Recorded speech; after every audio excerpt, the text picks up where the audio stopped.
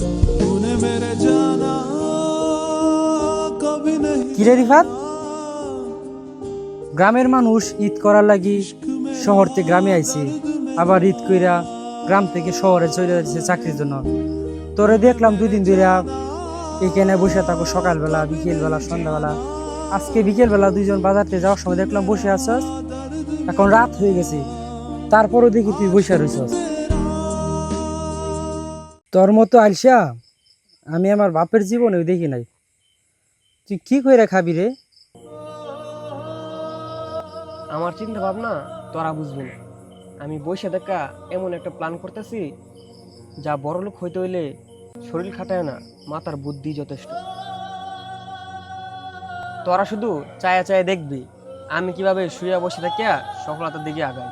শুয়ে বসে থেকে খালি সফলতার স্বপ্ন দেখতে পারবি, বাস্তবে এগুলা কোনোদিনও সম্ভব না।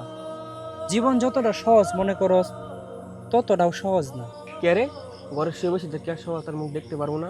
অনেককে তো দেখতেছি ঘরে শুয়ে বসে থাকিয়া লাখ লাখ টাকা ইনকাম করতেছে, তাইলে আমি কেন পারতাম না? তোরা আদি খেললা, তোর আদি খেললে বেড়ে রইছস। যারা ঘরে বসে ইনকাম করে তারাও দিনের 10-12 ঘন্টা কম্পিউটারের সামনে বসে মাউস টিপতে টিপতে হাতের আঙ্গুল ক্ষয় করে লাগতেছে।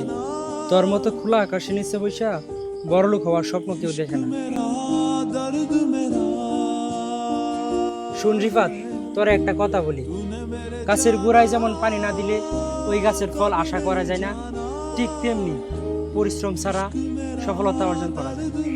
শুন রিফাত, এই যে তোরে কয়টা দিন ধরে দেখতেছি সকালে বিকালে সন্ধ্যায় আর মাঝে মধ্যে রাতেও দেখি এখানে বসে থাকস, তুই তো সময়টারে নষ্ট করতেছস। আজকে যদি তুই তোর এই সময়টা নষ্ট না করে পরিশ্রম করতি, তাহলে আজকে তুই সফলতার মুখ দেখতি। সাকিব একদম ঠিক কথা কইছে।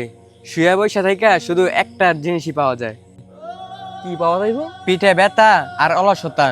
টাকা এমনি এমনি আসে না, পরিশ্রম কইরা টাইনা আনতে হয় টাকা।